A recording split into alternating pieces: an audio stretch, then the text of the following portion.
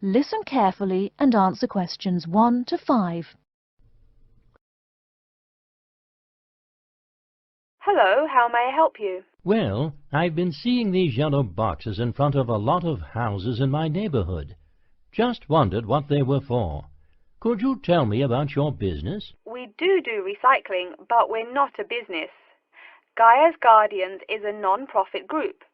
We encourage recycling as a way of protecting the environment. I don't know.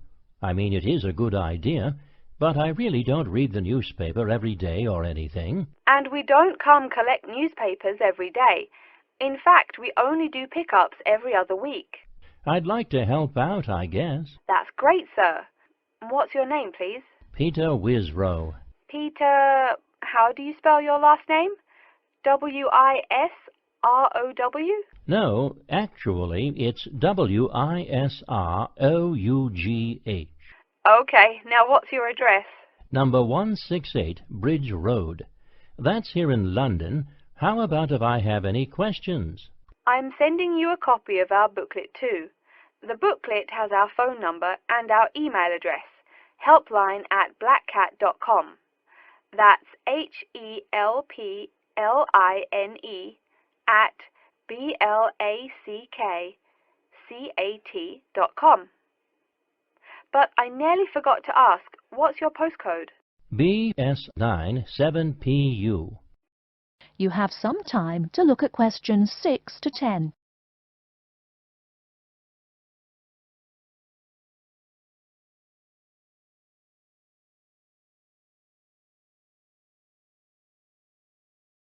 So I'm guessing those yellow boxes I saw are for recycled newspapers. Yes, that is correct, and it's free of charge. Wow, that's good news. Do you recycle anything besides newspaper? Oh yes, we recycle most everything.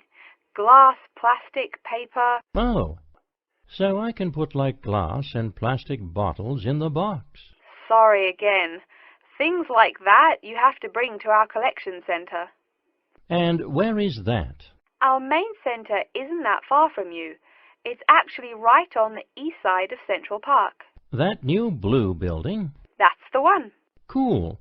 Hey, what's with all those different colored boxes outside that place? Oh, that's for the different materials we recycle. The blue is for metal, the green is for glass and plastics, and the yellow, of course, is for paper. Okay. I'll try and manage to keep all that straight.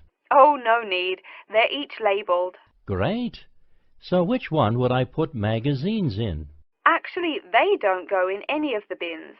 Unfortunately, magazines can't be recycled because of the material they're made of. It's such a waste. So, would you be interested in volunteering? I'll think about it. Could you send me some more info? Absolutely.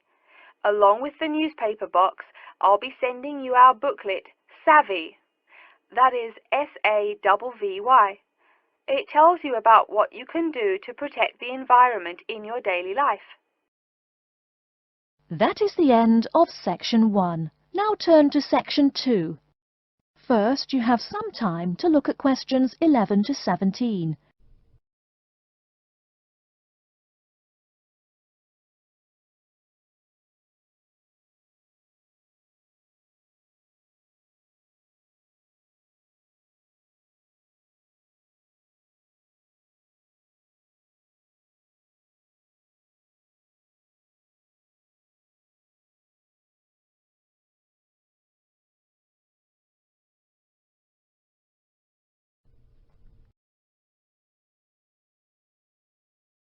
Welcome everyone to today's seminar on CV and interview skills.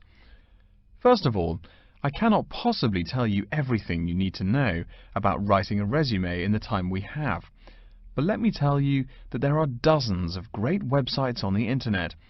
These will give you all the suggestions you need. If you look at the paper I gave you, you will see a list of the dozen most popular sites. I can mention a couple of important points, however. One is that your CV or resume should not be too long. A page is about right. Why? HR departments do not have the time to read long documents. Also, when you send that CV, be sure to include a typed cover letter. A cover letter is a letter where you basically are asking for a job.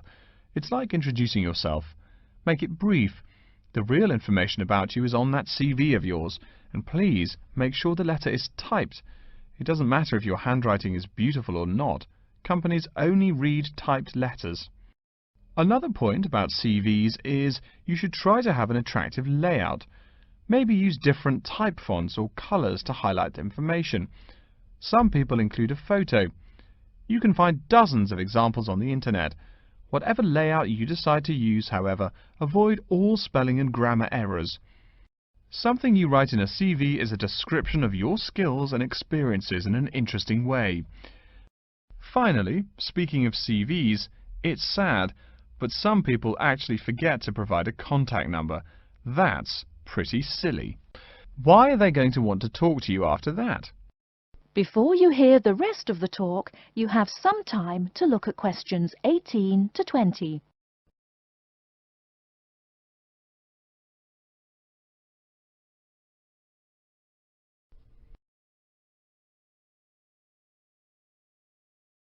Alright, moving on to the actual interview.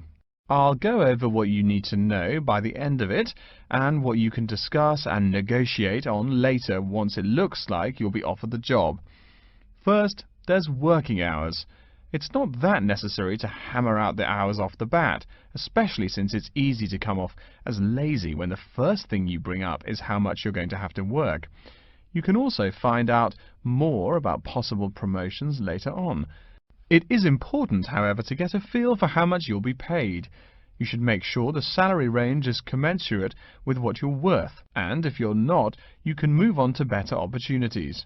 Being sure you're going to make what you want to live on is much more important than issues like your pension. You're all so young that your pension is not going to matter for quite a long time. You should find out about what skills you must know for the job and what they'll teach you. In addition, if the company will provide training, you should find out how long the training period is and whether it is paid. Beware of any jobs that want you to train for a long time without appropriate compensation. Speaking of compensation, find out about holidays as well. Do you get paid vacation time? Are you allowed to take personal days? Do you have to work on national holidays?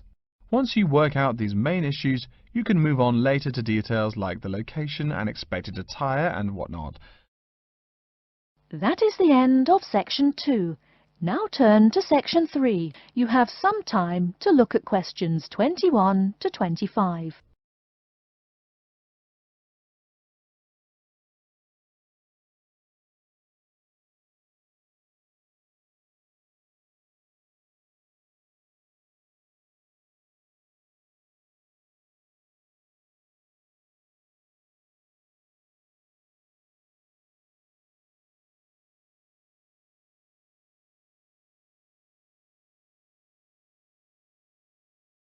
Hello, are you Dr. Lindsay, the returning student's advisor? Yes, that's right. Are you Frank? Your appointment wasn't until 2, but that's okay. Please come in and have a seat. Thanks. I like to arrive early whenever I have anything to do. That's certainly a praiseworthy habit. Let me see. It looks like you've taken a long break from school, and I understand you wanted to have a chat about what you should study if and when you return for further classes. It's such a big challenge. I don't know if I'm crazy for doing this or not. Believe it or not, I know exactly what you mean. Before I began working here at the university, I taught primary school for nearly 10 years. It takes a lot of courage to go back to school. I feel more shy and scared than the primary students I teach. In the schools I taught, I found today's youngsters are very sure of themselves. In terms of intelligence, I have a lot to teach them, and the maturity level of much of my class leaves something to be desired. But in terms of confidence, wow, a lot more confident than I am now, that's for sure. Stop fretting. A brave man is a coward who refuses to run. Let's talk about your strong points. You seem an intelligent man. What is it you would like to study? You see, I've been teaching children for a few years, but I think I'm happier teaching adults. I think teaching students in middle school is much more satisfying because they end up being much more grateful for your work. If I may ask, what got you interested in teaching adults? A lot of things, I guess. I met my future wife back in my first year of college. She always complains that I was more interesting then. She says that now I talk like I'm 7 years old. That's probably from being with children all day. Again, I know just what you mean. My husband used to say the same thing about me when I taught kindergarten. Anything else? Well, yes. Fairly often now I run into former students and we talk. Some of them are getting close to being grown up. I guess I think more and more about how people develop over time. So I'm interested in the results of education, you know, the final stages. I see. Well, coming back to the university can be both difficult and very rewarding. There are some problems unique to returning students, you know, older students like yourself. What do you think is your greatest weakness? Well, I actually think my confidence is getting better. I'm definitely overcoming my introversion and starting to be much more comfortable in front of a class. To tell you the truth, I'm afraid I'm rather behind the times about many things. It's more difficult for me to chase after the popular things youngsters are fond of, such as iPhone, Twitter, if you name it. I think I understand. Before you hear the rest of the talk, you have some time to look at questions 26 to 30.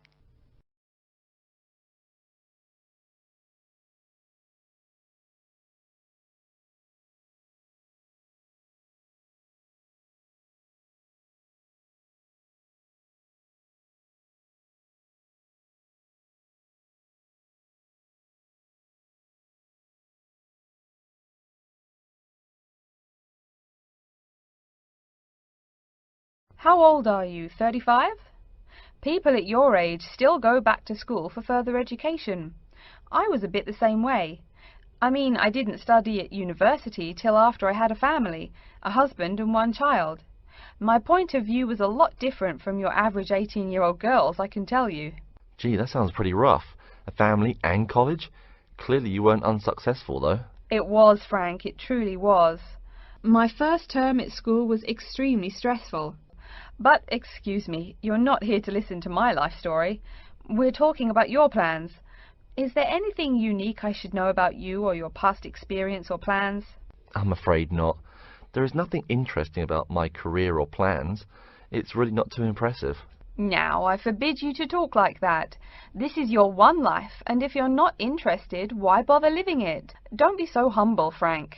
Okay. My wife says I'm a wimp. Let's talk about your dreams a bit. You want to teach adults, you said. What would you like to teach them? Well, when I first came to college, I really liked languages and literature. A lot of people have told me that for practical reasons, it would be more rewarding to choose business management as my major. But I made up my mind to study liberal arts once I got the idea of going back to school. I must say it's refreshing to meet someone who knows there's more to an education than computers and finance. Let's have a look at the university course catalogue. Excuse me, Dr. Lindsay, before we do that, could I maybe ask you some questions about changes in university life? I think I need to discuss that so I know what to expect. Of course, I'm here to help you. The biggest thing to get used to is the change in technology. Professors present things on huge screens, many of which are interactive computerized whiteboards. You can write on them still and use them like a touchscreen. They're really handy. No more sloppy scribbled notes on the projector. Let's see, I doubt you'll be living in student housing, so I won't go into all the improvements there. Another major change that you'll enjoy is the plethora of resources available for students. As a student, you have 24-hour access to the gym and library privileges that include the use of school computers to scan, copy and print. And of course the media library, which contains movies from all genres and most of the movies listed on AFI's top 100 movies of all time. The dining facilities are also not what they used to be. They offer choices for all diets and you can expect a hot meal any time of day. Wow, things really have changed.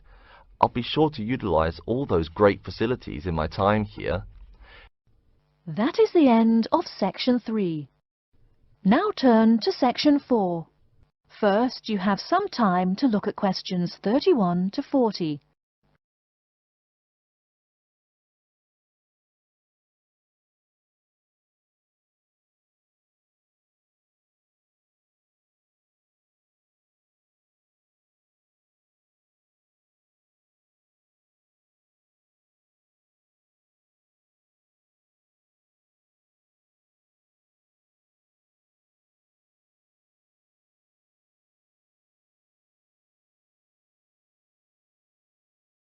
Okay, and welcome back.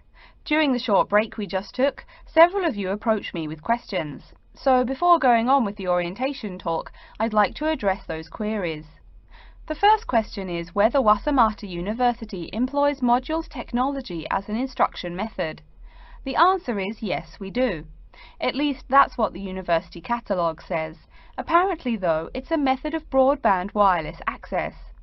Another question someone asked me was what tomorrow's workshop on research methods and skills was about.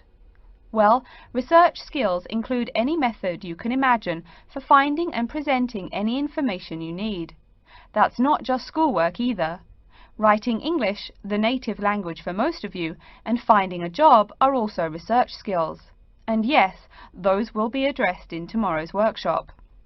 As you know, WISROUGH University is one of this country's premier universities for the study of the dismal science, economics. During the break, half a dozen of you came up and asked me where to find economics tomes.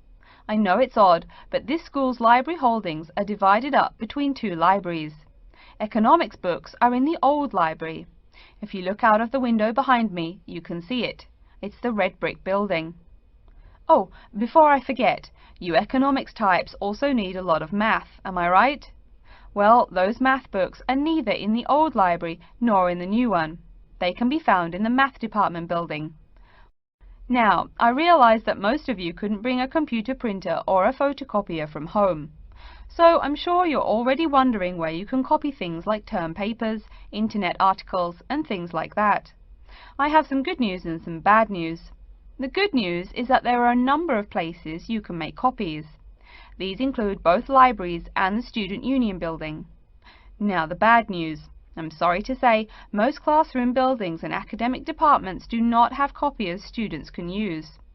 So most of the large buildings you see around campus do not have copiers for students. The copiers there are reserved for professors and office staff. Oh yes, I nearly forgot to tell you. If you need to have printing done, all the copiers available to students are laser printers. Plus, for your convenience, you can pay using prepaid cards. You can get those in the Student Union building. That just covers the questions put to me. If you have more, please see me during the next break at 2:15. Right now, though, I'd like to start to give you a rundown on the various facilities here on campus. That way you won't get lost so easily in the weeks to come. I've been told that this year's incoming class features a large number of married students and parents. So you must be wondering where to put the baby while you're in class. Okay, right now we're in the Student Union building, right? Remember the big doors in front where you all came in? If you go out of the building, you can see the nursery is just on the other side of this building. It's only about 20 meters away. Convenient, eh? Next, we're all from different places around the country. Some of you are from other countries. That means we're pretty likely to get sick during the first months of school as we expose each other to many new viruses. So where's the doctor? Of course, you need to find the Medical Services Centre, which is on the right as you leave the building. Remember, that's the second building on the right. And if you look out of that window, you can see a lot of antenna and satellite dishes on the roof. So that's what we call the Media Centre. Yeah, I know, I think it's confusing too. The Media Centre is next to the Medical Centre. The chairwoman of the journalism school on the first floor doesn't like it when people who wander in there mistake her for a nurse. Chances are you'll have at least one math class while you're here. That red building there, just outside to the left, is the math department building. I know, it looks about as old as the subject of math, but I assure you that the inside is equipped with state-of-the-art classroom equipment, including interactive chalkboards and surround sound in every room. Oh, can you see the back building there? Yes, behind the Media Centre. Quite new, isn't it? That's the new library, just decorated. They're back to back, you might say. If you look just to the left of it at the lower, older-looking building, you'll find the old library. It's nice and quiet, perfect for those marathon study sessions during exam week. That is the end of section 4. You now have half a minute to check your answers. That is the end of the listening test. In the Ielts test, you will now have 10 minutes to transfer your answers to an answer sheet.